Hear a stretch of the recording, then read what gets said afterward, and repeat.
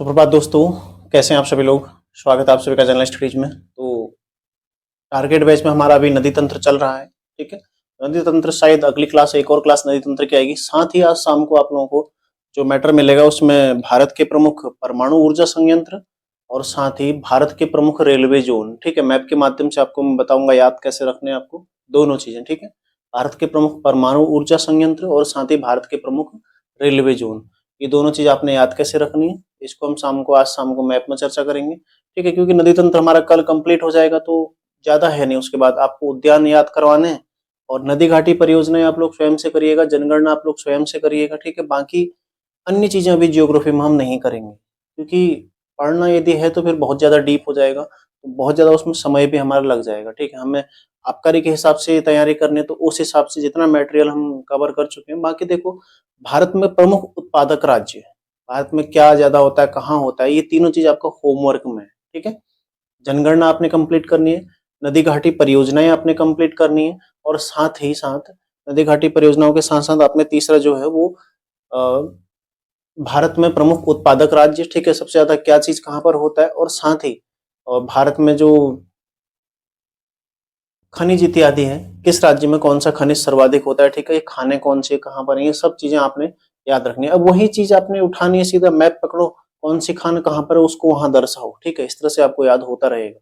अब आपको क्योंकि राज्यों की अवस्थिति पता है ना, कौन सा राज्य कहाँ पर है ये आपको पता चल गया है, तो आप उस हिसाब से आप उसको दर्शा सकते हैं। ठीक है, तो थोड़ा बहुत होमवर्क आप लोग घर पे करिए, क्योंकि अभी जो आबकारी तैयारी कर रहे हैं उनके लिए काफी जरूरी है कि हमें आगे अन्य चीजें पढ़नी है। उत्तराखंड का सामाजिक जीवन अभी हमने देखना है जो कि बिल्कुल छूटा हुआ है, कंप्यूटर हमने देखना है जो कि बिल्कुल छूटा हुआ है। ठीक है, और इसके अलावा रीजनिंग हमने देखनी है, साथ ही साथ भारत का इतिहास में हमने आधुनिक भारत का इतिहास भी देखना है।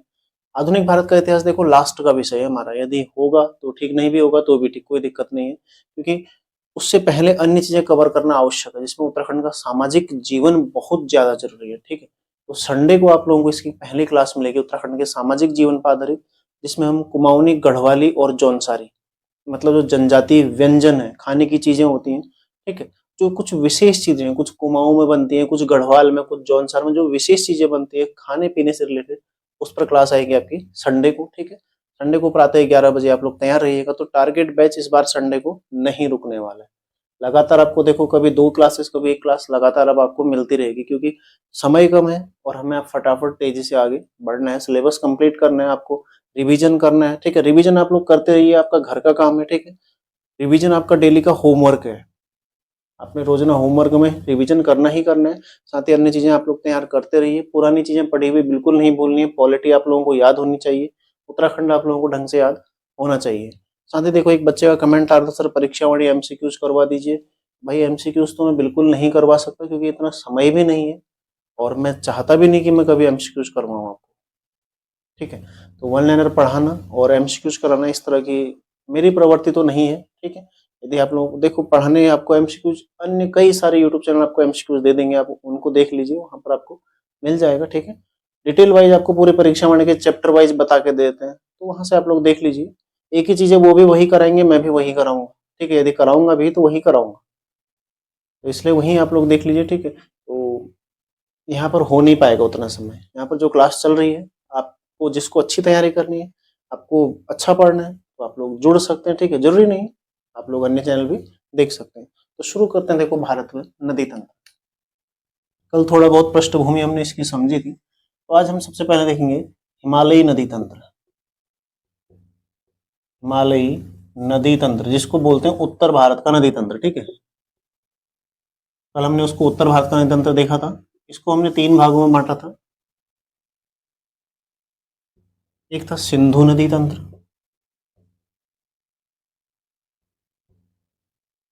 ठीक है, दूसरा था गंगा तंत्र और तीसरा था ब्रह्मपुत्र तंत्र। ब्रह्मपुत्र तंत्र, ठीक है। तो सिंधु तंत्र हम सबसे पहले चर्चा करने वाले हैं इस क्लास में, हम सिंधु तंत्र देखेंगे।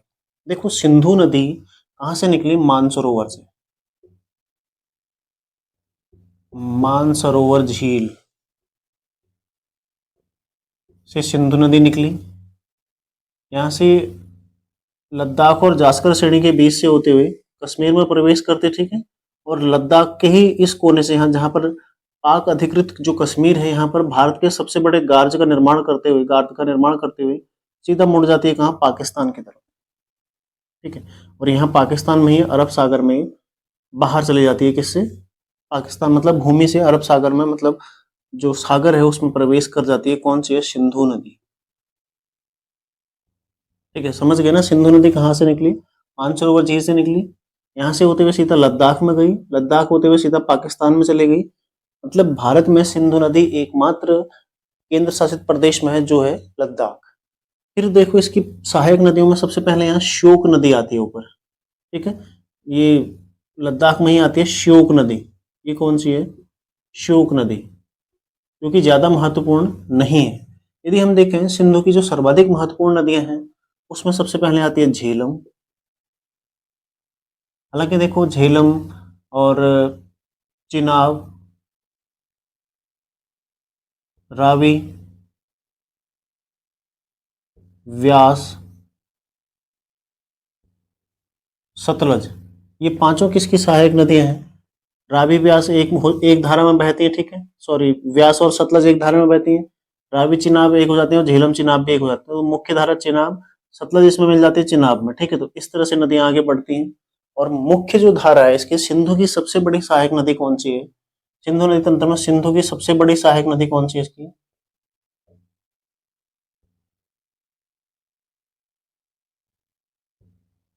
सबसे बड़ी सहायक नदी ये कौन सी है, चिनाब। ठीक है, सबसे बड़ी सहायक नदी कौन सी है इसकी, चिनाब। तो ध्यान रखिएगा, चिनाब नदी सिंधु में चिनाब नदी ही मिलती है, लेकिन अन्य नदियां देखो, झेलम निकली शेषनाग झील कश्मीर से, झेलम निकली शेषनाग झील कश्मीर से, और हल्का सा भारत और पाकिस्तान का बॉर्डर बनाते हुए आगे बढ़ती है। ठीक है, और चिनाब में मिल जाती है। ठीक है, ये कौन सी है, झेलम नदी। अभी मैप में इसको देखेंगे एक बार, यहाँ पर इसको ऐसे देख लेते हैं।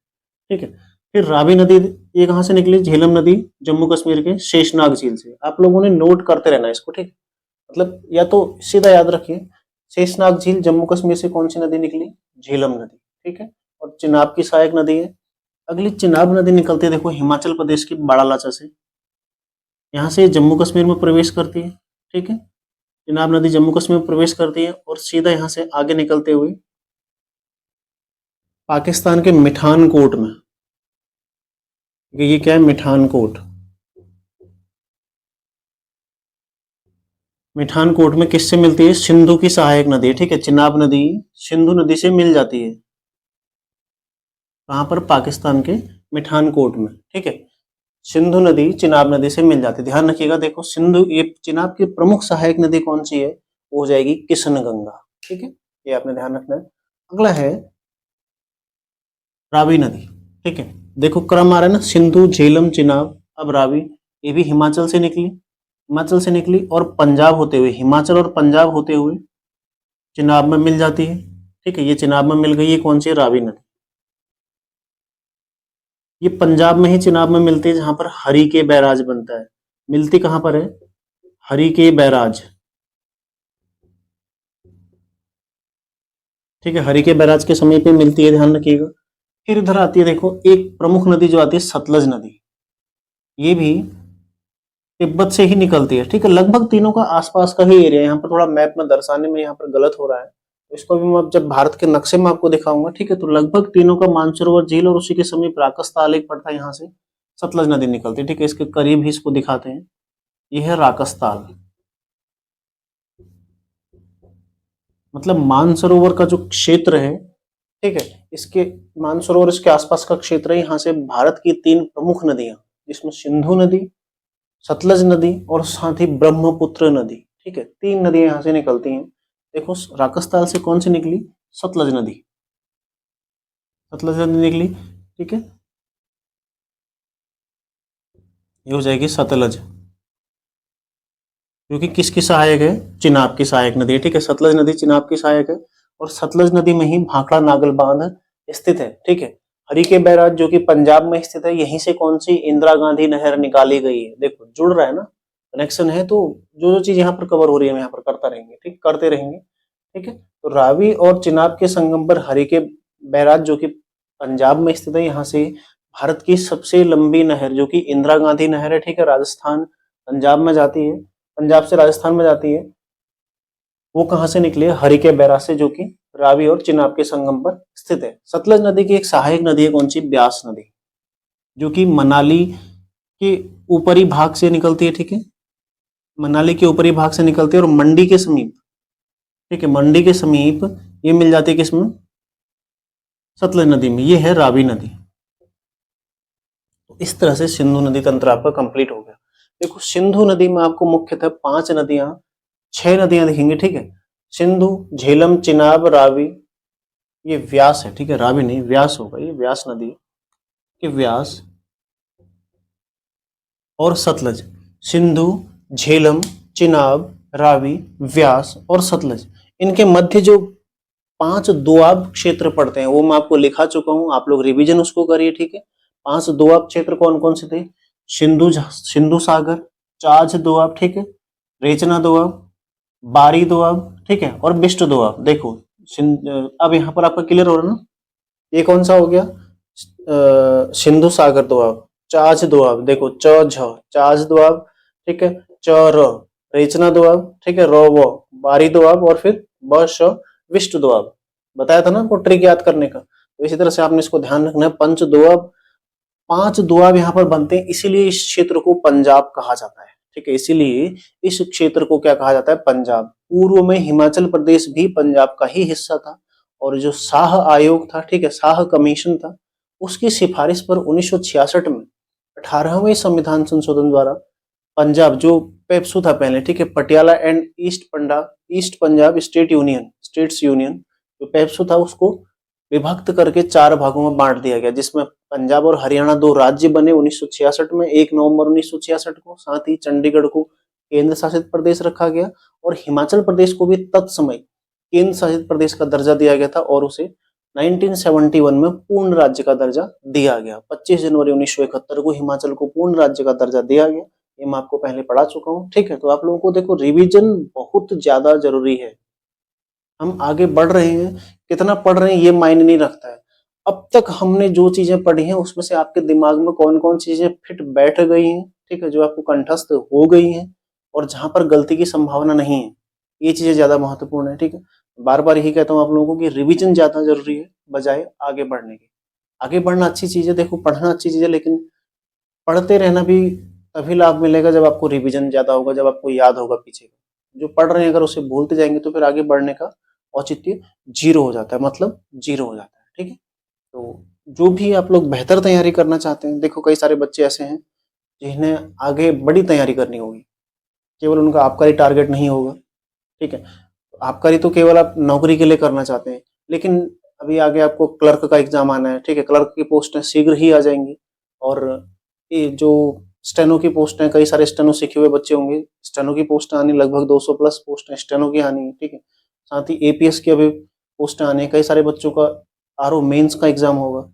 तो आपके पास टारगेट ना बहुत सारे हैं, इस पर चर्चा कभी हम अलग से करेंगे, आपको क्या क्या अवसर मिल रहे हैं, क्या क्या आप तैयारी कैसे, हर चीज के लिए। ऐसा नहीं है कि देखो हर चीज में आपको सिलेक्शन लेने की सोचनी है, ठीक है, किसी एक एग्जाम पर फोकस करिए और उसके लिए ही तैयारी करिए, और उस पर फिर पूरा अपना 100% नहीं, पूरा 200% दीजिए। हमेशा उसके लिए पढ़िए, उसका सिलेबस कंप्लीट करिए, उसकी जो जो मांग है उन सबको आप कंप्लीट करिए। भले आप क्लर्क के लिए पढ़ रहे हैं तो आपको टाइपिंग, कंप्यूटर सब चीज आना चाहिए, है ना। तो प्रयास करिए अपने आप को बेहतर बनाने का। तो देखो ये है हमारा कौन सा? सिंधु नदी तंत्र, ठीक है। अब यदि इसको मैप में दर्शाएंगे तो ये इस तरह से कश्मीर बना लो हल्का सा, ठीक है। देखो मैप तो बहुत जरूरी है, ठीक है, हमने हल्का सा इस तरह से दिखा दिया। देखो ये भारत का हल्का ऊपर ही हिस्सा बना दिया।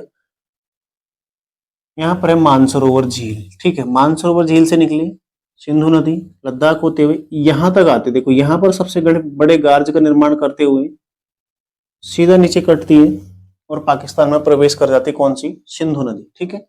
फिर देखो झेलम नदी, ये श्रीनगर के समीप शेषनाग झील से निकली, इस तरह से ऊपर बढ़ी और यहाँ से देखो नीचे को आती है, और हल्का हल्का भारत और पाकिस्तान का बॉर्डर बनाते हुए चलती है, ठीक है, भारत और पाकिस्तान का बॉर्डर बनाते हुए चलती है। थोड़ा सा आगे बढ़ती है, फिर यहाँ से चिनाब नदी आती है। देखो हिमाचल से निकली चिनाब नदी, ठीक है, हिमाचल से चिनाब नदी निकली, हल्का ऊपर गई, फिर यहाँ से भी नीचे की ओर आती है और यहाँ से सीधा आगे जाते हुए मिठानकोट में सिंधु नदी में ये मिल जाती है। ये मिठानकोट है पाकिस्तान में, ठीक है। फिर आगे देखो रावी नदी जो कि हिमाचल से ही आती है। रावी नदी, रावी नदी किसकी सहायक नदी है? चिनाब की सहायक नदी है, ठीक है। रावी किसकी सहायक है? चिनाब की। फिर यहाँ से देखो सतलज, सतलज नदी आई, यही मानसरोवर झील के समीप एक राकस ताल पड़ता है। सतलज नदी आई जो कि किसकी सहायक है? चिनाब की सहायक है, ठीक है, इस तरह से। और बाकी एक व्यास नदी आती है हिमाचल में ही, और हिमाचल में ही किससे मिल जाती है? वो सतलज नदी से मिल जाती है, ठीक है। इस तरह से आपने इसको ध्यान रखना है। हालांकि मैप थोड़ा क्लियर हो नहीं पाया, लेकिन फिर भी देखो मैं आपको समझा चुका हूँ। ये जो व्यास नदी है सतलज से हिमाचल में ही मिल जाती है, और जो रावी नदी है हिमाचल और पंजाब में जाती है, ठीक है। यहाँ से हिमाचल और फिर पंजाब, मान लो ये हल्का पंजाब और ये हिमाचल, ठीक है। तो इस तरह से देखो ये जो एरिया है, इस एरिया को बोलते हैं पंजाब क्षेत्र। ये जो एरिया है इस एरिया को क्या कहा जाता है? पंजाब। पंजाब भी देखो पाकिस्तान में भी पंजाब है, भारत में भी पंजाब है, ठीक है। तो वो जो पूरा पंजाब है, ये जो पूरा, जब अखंड भारत रहा होगा 1947 से पहले, जब अखंड भारत रहा होगा, तो उस दौरान जो पंजाब क्षेत्र था वो क्या है? 5 नदियों का दोआब, ठीक है। और वो दोआब कौन सा मैं आपको बता चुका हूँ, सिंधु सागर दोआब, चाज दोआब, रेचना दोआब, ठीक है, बारी दोआब और बिस्ट दोआब। 5 नदियों का दोआब है। ये आपका सिंधु नदी तंत्र कंप्लीट हो गया, ठीक है। इससे ज्यादा इसमें आपको कुछ पूछा नहीं जाता है। देखो सतलज नदी का प्राचीन नाम क्या था? सतुद्री, ठीक है, सतुद्री था। व्यास नदी का प्राचीन नाम क्या था? विपाशा, ठीक है। व्यास नदी का क्या था? विपाशा, ठीक है। झेलम नदी का क्या था? झेलम।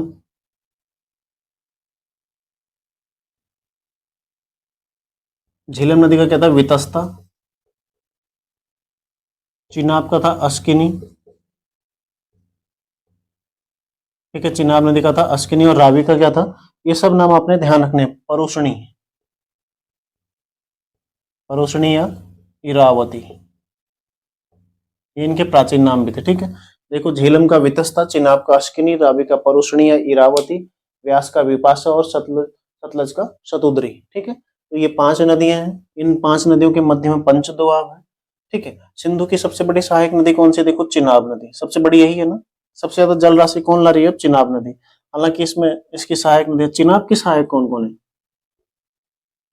सतलज है, रावी, झेलम, यहाँ किशन गंगा नदी आती है, ठीक है। छोटी छोटी नदियां भी हैं। आप लोग बाकी नदी तंत्र देखेंगे तो इनका उद्गम जहां पर मिलन स्थल है, देखो इतना महत्वपूर्ण नहीं होता है। आपसे कभी कभी क्रम पूछ सकता है। अब प्रश्न जो एडवांस प्रश्न बनते हैं, प्रश्न नंबर 1 क्या बनता है कि निम्न में से किन नदियों का उद्गम भारत के बाहर होता है? तो एक तो यहाँ पर कौन सी है? सतलज नदी है जिसका उद्गम भारत के बाहर हो रहा है। दूसरी यहाँ पर सिंधु नदी है जिसका उद्गम भारत के बाहर हो रहा है। तीसरी यहीं से निकलती है ब्रह्मपुत्र नदी जिसका उद्गम भारत के बाहर तिब्बत में है। तीनों नदियों का उद्गम। दूसरा देखो सतलज नदी किस दर्रे से भारत में प्रवेश करती है? सतलज नदी किस दर्रे से भारत में प्रवेश करती है? तो कौन सा दर्रा था यहाँ पर? याद करो, सिपकिला दर्रा। सिपकिला दर्रा मैंने आपको लिखाया था, ठीक है। सिपकिला दर्रा भारत में प्रवेश करती है कौन सी? सतलज नदी, ठीक है। सतलज नदी में कौन सा बांध बना हुआ है? भाखड़ा नागल बांध, ठीक है। भाखड़ा नागल बांध सतलज नदी पर बना हुआ है। हरिके बैराज किन दो नदियों के संगम पर स्थित है? रावी और चिनाब के संगम पर। कहां पर है? पंजाब में, ठीक है। हरिके बैराज रावी और चिनाब के संगम पर पंजाब में स्थित है, ठीक है। शेषनाग झील से कौन सी नदी निकलती है? झेलम। तो जम्मू कश्मीर किस नदी के किनारे स्थित है? झेलम नदी के तट पर, ठीक है। जो कश्मीर है, सॉरी जो श्रीनगर है, श्रीनगर झेलम नदी के तट पर स्थित है। सिंधु की सबसे बड़ी सहायक नदी कौन सी है? चिनाब नदी। और सिंधु नदी लद्दाख में बहती है, ठीक है। जो लद्दाख में जास्कर और लद्दाख श्रेणी है, लद्दाख और जास्कर श्रेणी के बीच में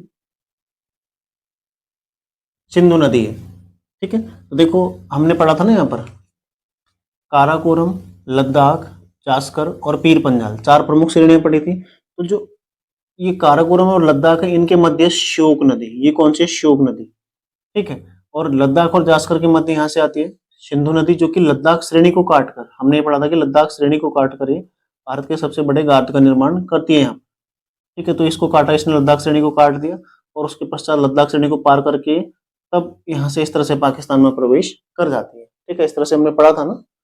वही चीजें यहाँ पर हम रिवीजन उसको कर लिए। ठीक है, बाकी देखो इनका क्रम पूछा जाएगा।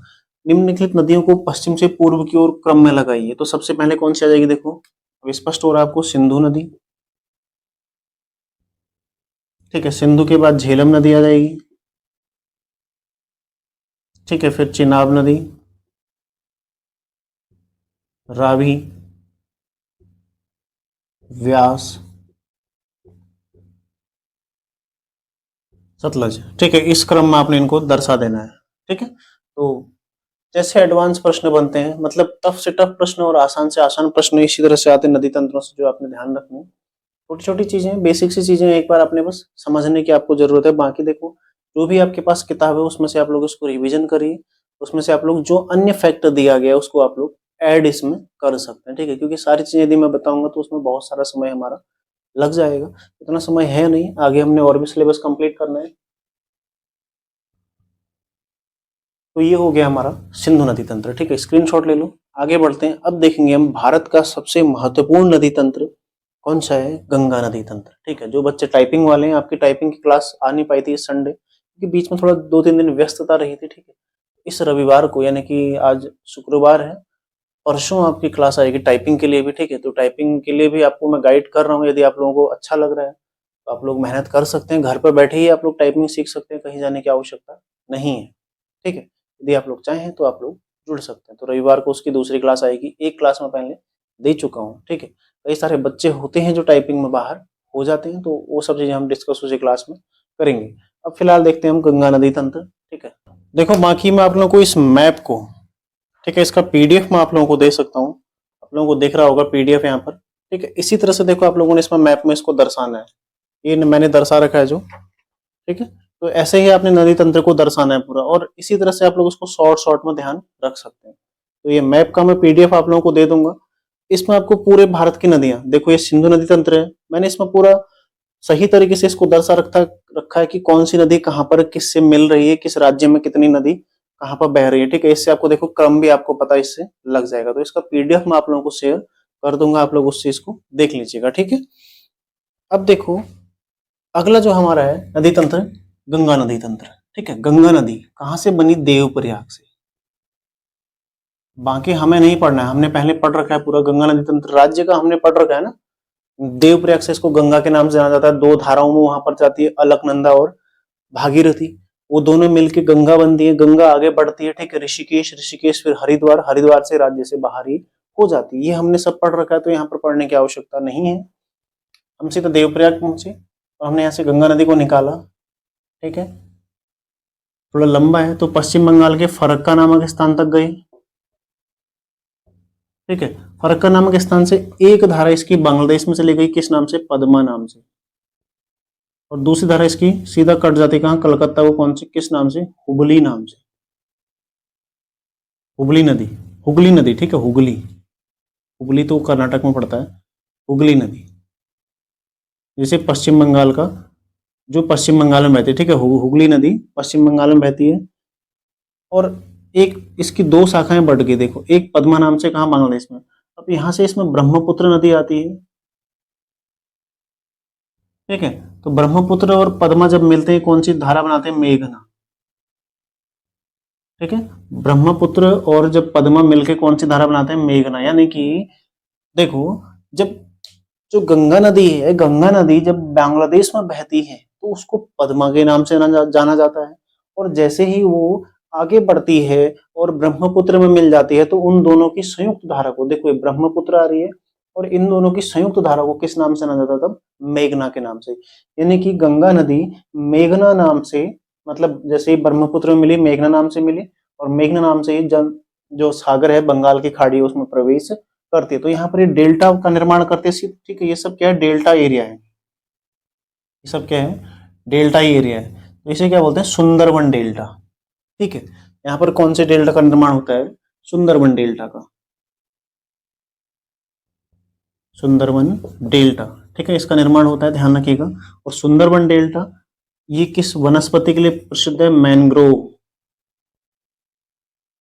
ठीक है, काफी दलदली भूमि में मैंग्रोव वनस्पति होती है, और एक झाड़ी नुमा वृक्ष होता है। ठीक है, झाड़ी नुमा वनस्पति होती है, जहां पर यदि कोई फंस गया तो उसके निकलने की संभावना फिर कम हो जाती है, ठीक है। तो इसीलिए देखो यहाँ पर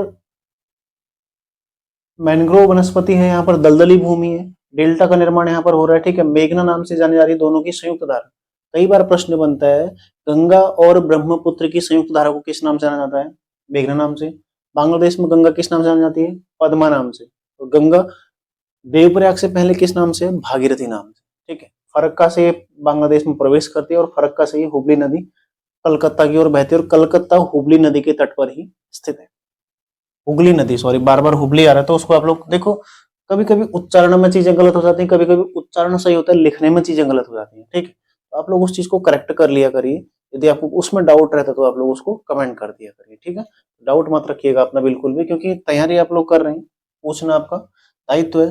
विद्यार्थी जीवन का सबसे महत्वपूर्ण जो दायित्व मैं समझता हूँ वो यही है कि आप लोगों के प्रश्न ज्यादा होने चाहिए, है ना। लेकिन या तो बच्चे ही नहीं जुड़े हैं जो क्लास देख रहे हो, या फिर ऐसा लगता है कि आप लोगों को सारा समझ में आ जाता है कि आपका कोई क्वेश्चन होता ही नहीं है कभी, ठीक है। अब देखो देवप्रयाग से हम आगे बढ़ते हैं तो इसकी कुछ उत्तर से सहायक नदियां हैं गंगा की, कुछ दक्षिण से सहायक नदियां हैं। पहले हम दक्षिण की सहायक नदियां देखते हैं। यहां से निकली टोंस नदी, ठीक है, रुपिन और सुपिन के संगम से निकली टोंस नदी नेटवाड़ से, और यमुना नदी निकली बंदरपुंछ से, ठीक है। बंदरपुंछ से यमुना नदी निकली, दोनों की संयुक्त जलधारा नागपत्थर में जुड़ गई, और यहां से आगे बढ़ते हुए यमुना नदी कहाँ मिल जाती है? प्रयागराज में गंगा नदी से मिल जाती है, ठीक है। ये प्रयागराज है, प्रयागराज, ठीक है। प्रयागराज में यमुना नदी गंगा से मिल जाती है, ये है यमुना। देखो कुछ प्रमुख शहर है जिसमें आगरा जो कि यमुना के तट पर स्थित है, ठीक है, आगरा है। दिल्ली है, यमुना नदी के तट पर स्थित है। यदि आप ऐसे ही मैप देखेंगे आगे बढ़ते जाएंगे तो आपको अन्य चीजें भी उसमें मिल जाएंगे, ठीक है। तो देखो आगे बढ़ते हुए जब यमुना नदी आगे बढ़ती है तो आगरा, दिल्ली, ठीक है, मथुरा, यहाँ से होते हुए आगे बढ़ते हुए सीधा कहाँ पर चले जाती है? प्रयागराज में मिल जाती है गंगा नदी से। अब यमुना की भी कुछ सहायक नदी है भाई, यमुना तभी तो इतनी बड़ी जलधारा बन रही है, ठीक है। एक तो टॉन से इसकी सहायक नदी है यहाँ पर। इसके अतिरिक्त देखो इसमें आती है एक चंबल नदी, चंबल, काली सिंध या सिंध नदी भी इसको बोलते हैं, ठीक है, सिंध या काली सिंध, केन, बेतवा, ठीक है। यह है चंबल नदी,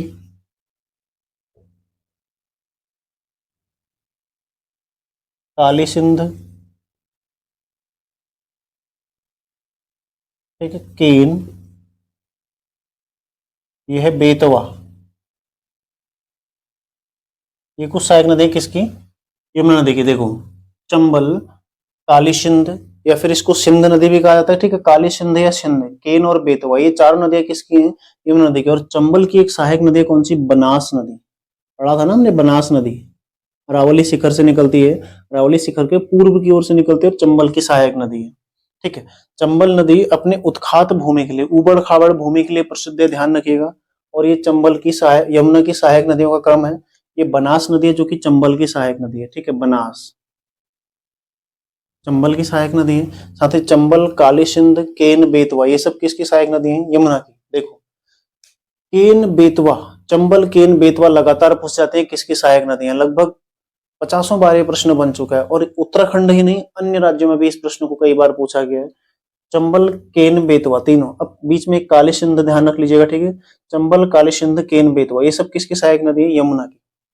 कहाँ से निकल रही हैं और कहाँ मिल रही हैं उसे छोड़ो, वो आपके महत्व का नहीं है, क्योंकि बहुत कम चांस है कि इनको पूछा जाता है। जो प्रमुख नदियां हैं उनका उद्गम स्थान अवश्य पूछा जाता है, और वो मैं आपको बता भी रहा हूँ। जो कुछ प्रमुख नदियां, सिंधु नदी तंत्र में हमने कुछ नदियां देखी जिनका उद्गम स्थान भी मैंने आपको बताया। ऐसे यहाँ पर जो महत्वपूर्ण होगी, ठीक है, जो पहले पूछी गई है वो मैं आपको बताता रहूंगा, वो आप लोग नोट करते रहिएगा। तो यहाँ पर देखो बनास नदी चंबल की सहायक है, काली सिंध, चंबल, काली सिंध, केन, बेतवा यमुना की सहायक, ठीक है। और दिल्ली, आगरा, मथुरा, वृंदावन सब कहाँ है? यमुना नदी के तट पर ही स्थित है। यमुना नदी आगे बढ़ी और प्रयागराज में गंगा से मिल जाती है, ठीक है। इसके अलावा गंगा की कुछ अन्य जो सहायक नदियां हैं, यमुना की अन्य सहायक नदियां देखो जो, ठीक है, एक है सोन नदी, किसकी सहायक है? गंगा की, ठीक है, सोन नदी।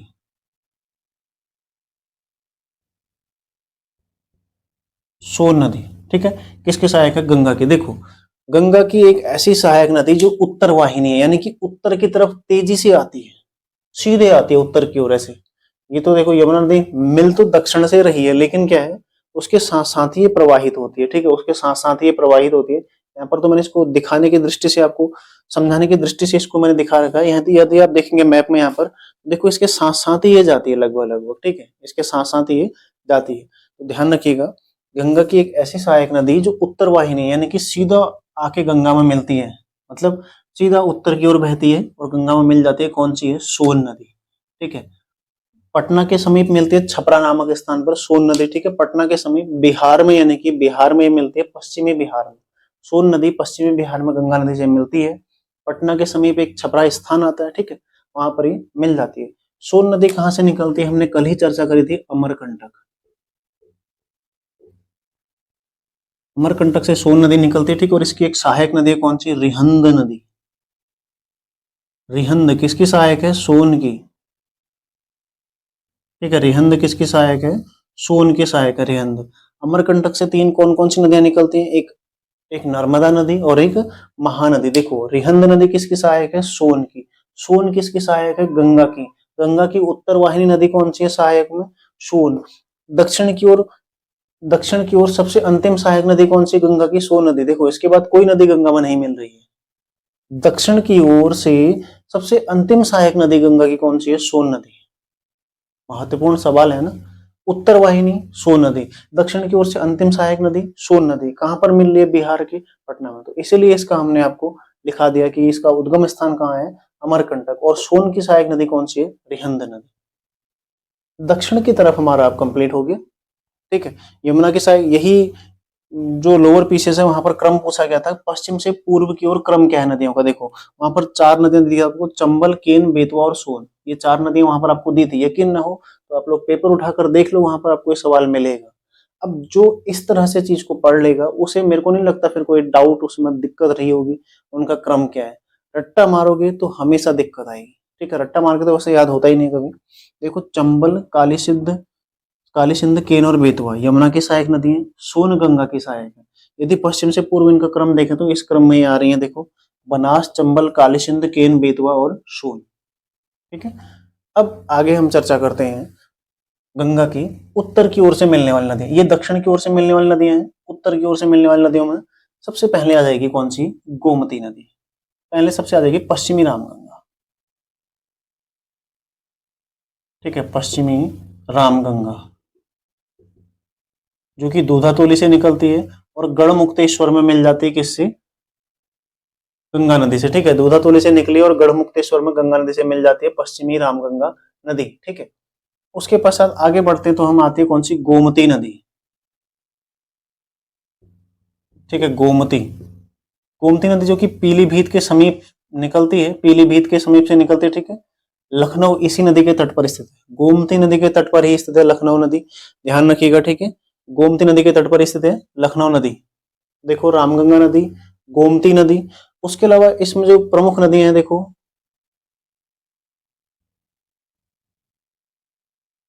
शारदा या घाघरा नदी, ठीक है, शारदा या घाघरा नदी। शारदा नदी, हालांकि काली नदी यहां से निकलती है, देखो, काली नदी उत्तराखंड से निकलती है और भारत और नेपाल का बॉर्डर बनाते हुए नेपाल में प्रवेश करती है। यही नदी बाद में शारदा नदी के नाम से जान जाती है, ठीक है, शारदा या घाघरा नदी, ठीक है, शारदा या घाघरा नदी, जो कि किसकी सहायक है? गंगा की सहायक है। अब कहाँ कहाँ पर मिल रही है ये इतना महत्वपूर्ण नहीं है, ठीक है, ये इतना महत्वपूर्ण नहीं है। अगली सहायक नदी कौन सी है इसकी? देखो, अगली सहायक है गंडक नदी, ठीक है, गंडक नदी, जो कि यही,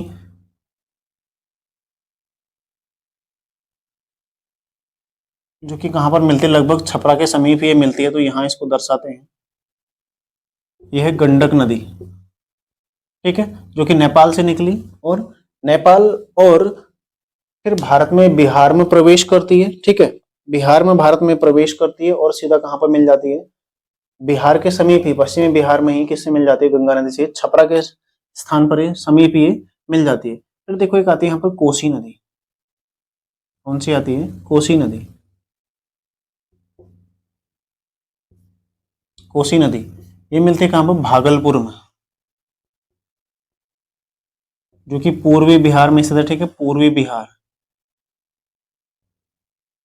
पूर्वी बिहार में स्थित है भागलपुर, यहाँ पर कोसी नदी मिलती है। ठीक है, कोसी नदी मिलती है। कोसी नदी कहाँ से निकलती है? गोसाई थान, नेपाल में पड़ता है गोसाई थान।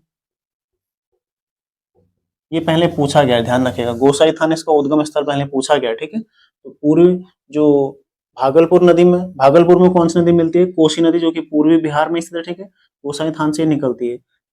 कोसी नदी अपने मार्ग बदलने के लिए जानी जाती है, मतलब कभी यहाँ बहती है, क्योंकि देखो प्लेन एरिया है। ठीक है, मैदानी एरिया है, मैदानी एरिया में पानी कभी कहीं भी चला जा सकता है, क्योंकि मुख्य नदी की कोई यहाँ पर धारा कोसी की नहीं है, इसलिए कोसी नदी को क्या बोलते हैं? बिहार का शोक। बिहार का शोक किसे बोलते हैं? कोसी नदी। बिहार का शोक कौन सी है? कोसी नदी। इसलिए हम इसका पढ़ चुके हैं कि इसका उद्गम कहाँ पर और कहाँ पर ये मिलती है। ठीक है, देखो अब इस क्रम में उसके पश्चात एक आती है महानंदा नदी, दार्जिलिंग की पहाड़ियों से निकलती हुई है, फरक्का के समीप ही किसमें मिलती है? गंगा नदी में। ठीक है, महानंदा, महानंदा नदी है, महागंगा नदी भी कहीं कहीं पर दे रखा है। ठीक है, महागंगा या फिर महानंदा।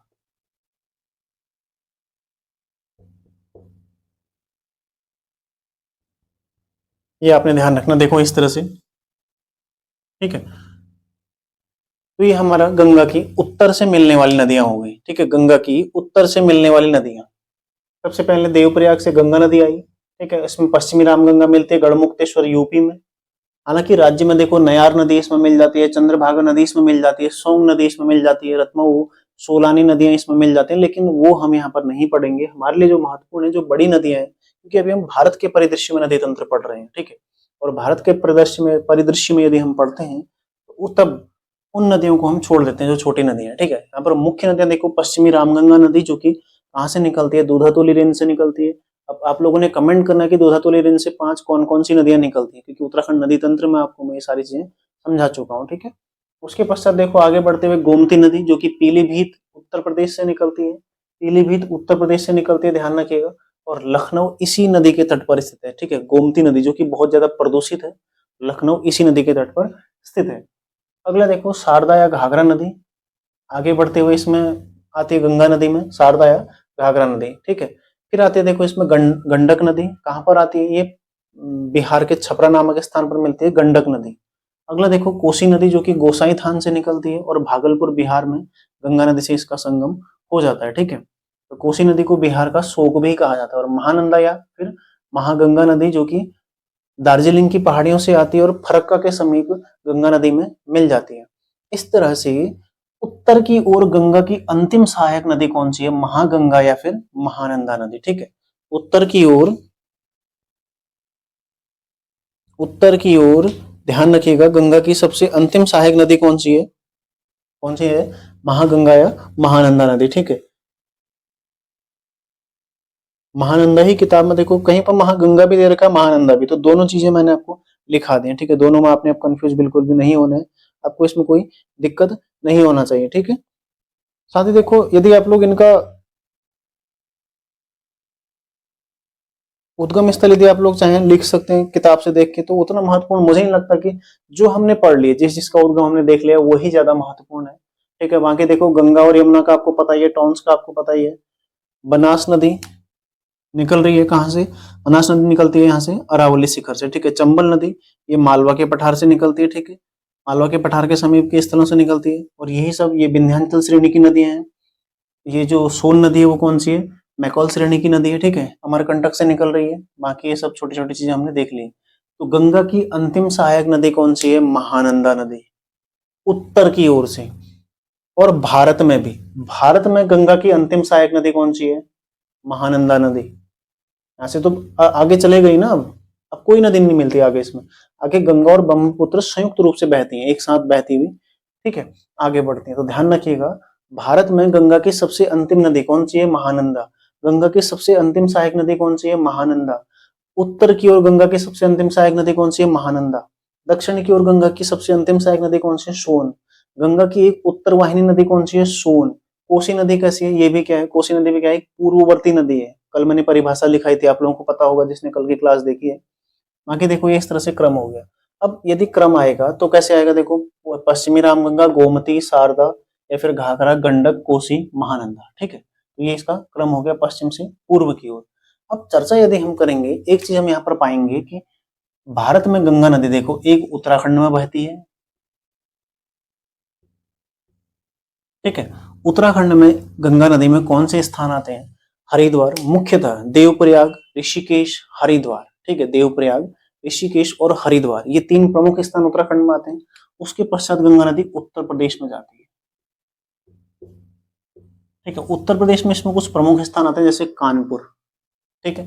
कानपुर इसके तट पर आता है। बाकी बनारस इसके तट पर आता है, ठीक है। कानपुर आता है, बनारस आता है, और अगला जो इसमें आता है बिजनौर इसमें आता है, ठीक है। छोटे छोटे शहर हैं, देखो कानपुर आपने ध्यान रखना बड़ा शहर है। उसके अलावा प्रयागराज इसमें आता है, ठीक है। प्रयागराज यहाँ पर आएगा, और सारनाथ फिर आगे बलिया, ठीक है। बलिया से ये कहाँ चले जाती है, फिर बिहार में। तीसरा राज्य कौन सा हो गया, बिहार। उत्तर प्रदेश के बाद तीसरा राज्य कौन सा हो गया, बिहार, ठीक है। बिहार के पश्चात कहाँ जाती है, देखो बिहार के पश्चात कौन सी हो जाएगी, पश्चिम बंगाल, पश्चिम बंगाल, ठीक है। तो इन राज्यों में गंगा नदी बहती है। यहाँ पर सर्वाधिक कहाँ है, उत्तर प्रदेश में, ठीक है। तो इसका एक स्क्रीनशॉट ले लो, बाकी सारी चीजें मैं आपको बता चुका हूँ। आगे हम पढ़ते हैं, इसको एक बार मैप में देख लेते हैं, ठीक है। मैप में दर्शा के देख लेते हैं, उसके बाद आज का टॉपिक यहीं पर समाप्त करेंगे। अगली क्लास में हम ब्रह्मपुत्र और प्रायद्वीपीय भारत की नदियां देखेंगे, ठीक है। स्क्रीनशॉट आप लोग ले लीजिए। आगे देखो अब,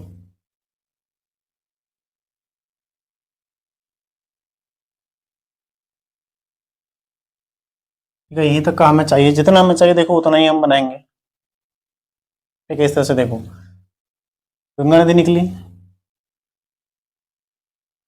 ठीक है। इस तरह से देखो राजमहल की जो पहाड़ी है ना, यहाँ पर इनको छूते हुए एक धारा इसकी पद्मा नाम से बांग्लादेश में से जाती है, और यहाँ से भागीरथी और हुगली नाम से दो धाराएं इसकी पश्चिम बंगाल को चली जाती है, ठीक है। तो यहाँ पर राजमहल की पहाड़ी है, झारखंड को छूते हुए निकल जाती है, लगभग लगभग, ठीक है। बॉर्डर से, झारखंड के बॉर्डर से निकल जाती है। इसकी सहायक नदी यमुना, कहाँ पर मिली, प्रयागराज में। ये मैप में ऐसे आपने दर्शाना, ठीक है। यमुना की सहायक नदी कौन सी है, चंबल। चंबल की सहायक कौन सी है, बनास, ठीक है। बनास, काली सिंधु, ठीक है, केन, बेतवा। सोन नदी गंगा की सहायक नदी है, और रिहंद नदी सोन की सहायक नदी है, ठीक है। एक बार मैं दर्शा लेता हूँ, फिर तेजी से आपको समझाऊंगा इसको। देखो यहाँ पर है पीलीभीत, पीलीभीत से कौन सी नदी निकली, गोमती। उससे पहले रामगंगा नदी मिल जाती है इसमें, गोमती नदी, ठीक है। फिर जो यहाँ से नदी आ रही देखो, शारदा, ये काली नदी आई, आगे बढ़ी, शारदा नाम से आगे बढ़ती हुई नेपाल में प्रवेश करती, ठीक है। यहाँ से आई है गंडक के रूप, घाघरा के रूप में, ठीक है। घाघरा आई, गंडक नदी आई, जो कि बिहार में मिलती है, तो इसको बिहार में ही दर्शा देते हैं, ठीक है। सोन के समीप ही मिल जाती है, तो कौन सी आ गई, गंडक नदी। देखो कोसी नदी आई, और लास्ट में यहाँ से आती है महानंदा, ठीक है। तो इस तरह से गंगा नदी का जो तंत्र है, इस तरह से आपने ध्यान रखना। देखो ये है मुख्य गंगा नदी, यमुना नदी, पश्चिमी रामगंगा नदी, ठीक है। ये है गोमती नदी, ठीक है। गोमती नदी ये हो जाएगी शारदा या फिर घाघरा नदी, ठीक है। ये हो जाएगी गंडक नदी, ध्यान रखिएगा। ये हो जाएगी कोसी नदी, ये महानंदा नदी। देखो ये है यमुना नदी, यमुना की प्रमुख सहायक नदी में एक टॉन्स नदी आती है, ठीक है। ये टॉन्स नदी हो गई। ये है चंबल, काली सिंध, ठीक है, केन, बेतवा, और चंबल की सहायक नदी कौन सी है, बनास, रिहंद नदी, और ये सोन नदी, ठीक है। यहाँ तक आप लोग समझ गए गंगा नदी तंत्र को। गंगा नदी तंत्र देखो भारत में कुल 2500 किलोमीटर है, जो कि भारत का सर्वाधिक है, ठीक है। भारत का सर्वाधिक है गंगा नदी तंत्र, भारत में 2500 किलोमीटर है, जो कि भारत की सबसे लंबी नदी है, भारत की। वैसे तो इन नदियों में सबसे लंबी नदी कौन सी है, ब्रह्मपुत्र नदी, लेकिन भारत में भारत की जो सबसे लंबी नदी है वो कौन सी है, गंगा नदी है। 2500 किलोमीटर बहती है। 4 नवंबर सन 2008 इसको राष्ट्रीय नदी घोषित किया गया था, ठीक है। गंगा नदी को राष्ट्रीय नदी घोषित किया गया था। देखो गंगा नदी में एक बैक्टीरिया पाया जाता है, बैक्टीरियोफेज, ठीक है। एक नामक एक इसमें बैक्टीरिया पाया जाता है, जिससे इसका जल खराब नहीं होता है, ठीक है। गंगा नदी में देखो डॉल्फिन, गंगा डॉल्फिन जो है वो पाई जाती है, गंगा डॉल्फिन, गंगा डॉल्फिन पाई जाती है गंगा नदी में, जिसको 2009 में राष्ट्रीय जलीय जीव घोषित किया गया था। अक्टूबर 2009, शायद आप लोग डेट देख लीजिएगा, अक्टूबर 2009, शायद 5 अक्टूबर या ऐसे ऐसे के आसपास डेट आप लोग देख लीजिएगा, ठीक है, क्लियर। गंगा डॉल्फिन 2009 में इसको राष्ट्रीय जलीय जीव घोषित किया गया, जो कि मुख्यतः बिहार में पाई जाती है गंगा डॉल्फिन, ठीक है। और गंगा डॉल्फिन का वैज्ञानिक नाम क्या है? राष्ट्रीय जलीय जीव है, ध्यान रखिएगा, राष्ट्रीय जलीय जीव। और इसका वैज्ञानिक नाम क्या है? प्लातनिस्ता गंगोतिका,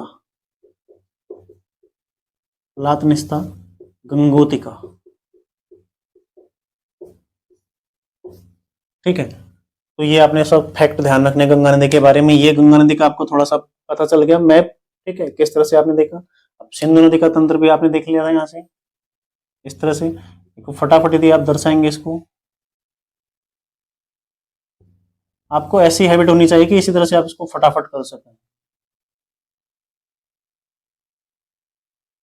बस ये सिंधु नदी तंत्र हो गया, ये गंगा नदी तंत्र हो गया, बाकी ब्रह्मपुत्र और वो दोनों आप आगे देखेंगे, ठीक है। गंगा डॉल्फिन कब घोषित की गई, आप लोग इसको देख लीजिएगा, ठीक है।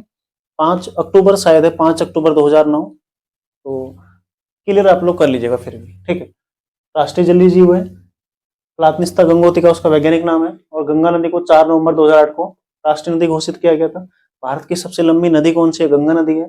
इसके किनारे बसे शहरों में हमने चर्चा करी थी, देखो, हरिद्वार है, कानपुर है, ठीक है, फतेहपुर है, हरिद्वार कानपुर है। मुख्य मुख्य शहर देखते हैं, हरिद्वार, कानपुर, प्रयागराज, वाराणसी, प्रयागराज। आगे हम जाते हैं यहाँ पर पटना आता है, ठीक है, पटना, भागलपुर, ये सब क्या है? गंगा नदी के प्रमुख शहर हैं, ठीक है। इसके किनारे जो प्रमुख बसे हुए शहर हैं। दक्षिण से अंतिम सहायक नदी सोन, उत्तर से अंतिम सहायक नदी महानंदा। और भारत में गंगा नदी की अंतिम सहायक नदी कौन सी है? महानंदा नदी है। तो आज की क्लास में इतना ही करते हैं, स्क्रीनशॉट आप लोग ले लीजिए, ठीक है। मिलते हैं नेक्स्ट क्लास में। तैयारी आप लोग करते रहिए, रिवीजन आप लोग ज्यादा से ज्यादा करते रहिएगा। धन्यवाद।